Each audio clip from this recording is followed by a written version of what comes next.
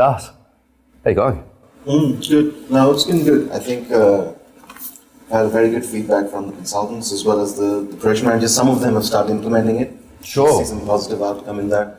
I haven't had a chat individually with the PMs yet to find out what they've been doing, but yeah, it was definitely a good one. Look, I haven't put into practice yet, so don't have the feedback as yet in terms of how it's working and to what level it's working. But yeah, I'll do that in the next couple of months.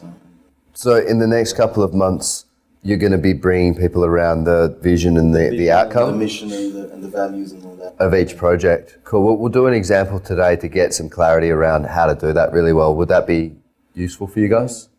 Cool. So with the values as well, we're having a big session next week with a lot of people about sort of refining all the company values and standards, and I think that will also, a lot of them will carry over to every project, because I think a lot of that will be, the value side of things I think would be pretty standard across almost every project we run. So I think then they'll be sort of common across everything at EXA as well. There'll be some maybe a bit different, a bit more specific in terms of project management, but I think if we can come up with that list of values and standards in terms of project management, then that'll be a useful thing that we can all sort of share. The individual goals for each project might be different, but values and standards I would see as carrying over across all of them. Yeah, absolutely. The values, if you can have that as a universal thing across EXA, this is how we ride, this is how we get wherever we're going, and make that, a mantra, make that, people bring that to life all the time. If you can get full buy-in from that, and that's what we're going to try to achieve in one day together, yeah, that will go across to all projects.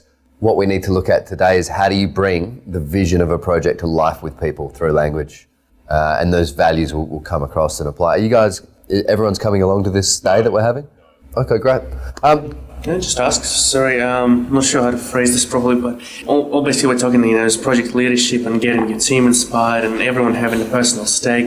And obviously that's coming from you, from the project leader, and you need to have your personal inspiration, the project personally, have a personal stake in it. But at the end of the day, we get a lot of projects and it's almost impossible to get you inspired yourself, interested in almost every single project. Is it? So what would you find, in your experiences? Is it something you build up over experience where you can still communicate it to the team? At the end of the day, to you, it's a project as well. It would be fake to get completely inspired in every single project that you're doing. So do you find that it's just inexperience, over the years you build up this ability to be able to inspire people even though you personally might not be that inspired in your project? Or if your 15's aside or something and he's an arsehole, how do you then get inspired about that? Okay, so really great question, and it is a question of leadership. First of all, you don't have to be over the moon excited off the Richter with every project. You're just not going to. Secondly, you have to motivate yourself or no one's going to follow you. You have to be responsible for that. You've got to go, okay, I'm going to bring the energy to this that will have that ripple effect across the team. You've got to bring that. If you can't inspire yourself, you're not going to inspire anyone else, and they won't keep you around as a leader. You'll just be on a walk. You'll look around and go, shit, there's no one with me. So you've got to inspire yourself, and you've got to know where it really comes from is having mastery of language around this. And this is what I'm going to show you today. Getting really good at explaining the story, the outcomes to people, and just becoming fluent with the language like that. And then you step into it and you'll inspire yourself because of the language. Language is magic. If you don't think so, tell me anything that was created in the history of mankind that didn't come from a basis of thinking in language. It's what takes the vision, what's in your head, and makes it a real thing. What about a termite mound? Termites talk. They use language, yeah. And I said mankind, not termite kind. Okay. Not mite kind. What about a bunch of deaf, dumb and blind people? They built something. Yeah, but they're still using language. They're using sign language. They're deaf, dumb and blind. Deaf, dumb and blind. What did a bunch of deaf, dumb and blind people build? I don't know. Helen did a lot though, but she was using sign language. Okay, mate. Yeah. The point is, language creates our reality. And as leaders, I can't stress enough that mastery of volition of language is what's going to influence, inspire, impact, bring your team along. Are we all cool to accept that that's the case? If there's anything else, let me know and I'll start studying that as well. But pretty sure communication is where it's at. That's the game. That's where it's played. Cool. So is there anything else to add that you guys are noticing from the last training that we can discuss before we look at a real life example? Something I've been trying to do more of, and I kind of used to a bit of it, but more lately, you probably noticed, is if I'm setting something, don't always do it, but try to have the why there. Like sometimes I had it, but trying to, why do this thing? Why, just have a why. What's the big why for whatever it is? Whatever, every email you send, every phone call, every meeting, every project you're starting, whatever, what's the big why? What's the big goal? Purpose. The purpose. The purpose. Or for whatever it is. Don't have got to work on much more of this. It's difficult with so little time often, but trying to really push myself more and more to do that, so to try to communicate that why. So if I don't do it, tell me. Say, why? That's the thing. And whether they're aware of it or not, almost every person you speak to in business, in the back of their head when you start speaking, they're thinking, for what purpose are you telling me this?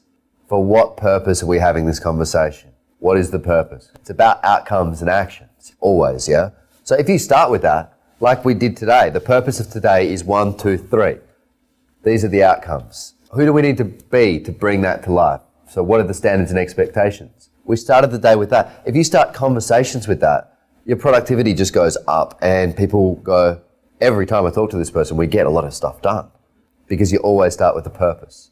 So yeah, really good distinction, even in email conversations, phone calls. So the purpose of this is bam, bam, bam. So start with why and purpose.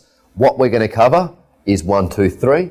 How we're going to do it is like this, like this, like this, and then next actions. So it's why, what, how, who, or why, what, how, what if. Cool, good distinction.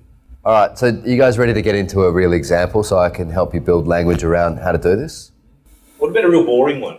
Well, that sounds fun. Where you felt really uninspired by a project or something. Cool. Let's see if we can make a boring one really interesting. Like we've done so many dentist sites. I don't know. That's a difficult one, isn't it? You go to another dentist site, you're all just about. Oh my god! Especially a lot of. I mean, not actually we're on recording, but they're difficult people. They're long in the tooth. Yeah, they are difficult. They are very fussy. They're hard customers, most of them. I bet it's like pulling teeth sometimes. Yeah, it is. That's it. What's a recent dentist site? Can we just put some requirements on it? I need you to have an example where someone here has spoken to the person that's doing the project, the business owner, and had an exchange and had spoken to them. We need to be able to bring that in to do it really well. How about doing something where the TL or the developer went inspired and the project outcome wasn't as what you expected? And then there are two parts to it, where you don't feel inspired or you haven't passed the inspiration to the TL developer, and the outcome has been a dog's breakfast. Yeah, that's not fresh. Or Benny wants to do something that's more fresh. We could do something that you're doing now, and I can give you a language around so you can take it straight away and get a result. Okay. So something that just started. That would be ideal. If it's something that's just kicking off, I'd love to, rather than focus on what didn't go well, what could be and what we can possibly do really well now. How do you guys sit with that? Or you just met with the client or something. Yeah, something fresh, something new we can roll straight out and get a result with. That sounds a lot more uplifting than... I just met with a client on Friday, and that's a package. So what is it? Home of Kitchens. Okay. Do you want to do Home of Kitchens? Why not? Okay, so we're going to do Home of Kitchens. Are you guys all good to do Home of Kitchens? Just nodding heads if you can hear me. Cool. Please also speak as well in Sydney and Perth and everything. I know that... So they've got to mute all their mics, so they've got to go off mute. They can do it. So do it. Like push the buzzer in 60 minutes. 60. Who wants to be millionaire? Let's get Eddie in here. Okay, so we'll call this project leadership. I'll use a black pen so you can see it better. Do you want to come up and do it with me? Yeah, sure. Why not? Come on down. Oh, no, you're busy. We could have done that together. Okay, so they're a kitchen place. Yes. Tell me about you first met them. Yes, I met them on Friday. You met them on Friday. What was it like? Yeah, well, they're like, okay, so we met with your sales guy. He pushed us over the line. Yeah, we're here to create a new website. We're giving you a bit of background there. Typically, the last 20, 30 years, they've had their own website, which they sell to like business to business. Mm-hmm. And that's slow. They sold to cabinet makers and stuff. Now they want to set a new website to sell to the residential market. Okay, can we just start with this is the first question we're going to ask. Yeah. What environment are we creating? And to do that, who are these people? Like, let's start with this. They're a couple. What's their dream? Like, the salesperson's gone and met with them. They've got a new website. What's the purpose of the website? Like, what are they about? Because When you speak to a team, be like, we're building this website for a couple, they do kitchens, they want to expand, that here's a little bit of history about them. Make it a real human thing, so they actually feel like they know these people. You know how earlier before you said it'd be great if we could bring the team leaders in to meet the clients and really get that connection? If you can do this really well, you don't need to do that because you'll give them a story. Like, storytelling is the ancient, revered art of being able to compel and connect with someone through words. So what's their story? There's a kitchen place, they're a couple. Yeah. So they've got their existing business, which is flying along okay, I guess, and now they're motivated to sort of expand and get a bit bigger and take on a new challenge. Yeah. So tap into the new residential market. They feel like they can compete there, they can compete on price, they can compete on quality, and they want to take away some business from these other competitors. Okay. So we're still up at this area, we're going to look at purpose.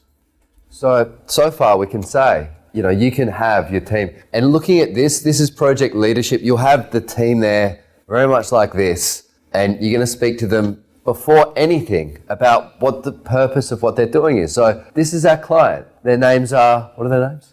Tony and Bronwyn. This is Tony and Bronwyn. Tony and Bronwyn have a kitchen renovation place, and they've been operating for 30 years, and they've reached a point where they've decided there's new opportunities in the market.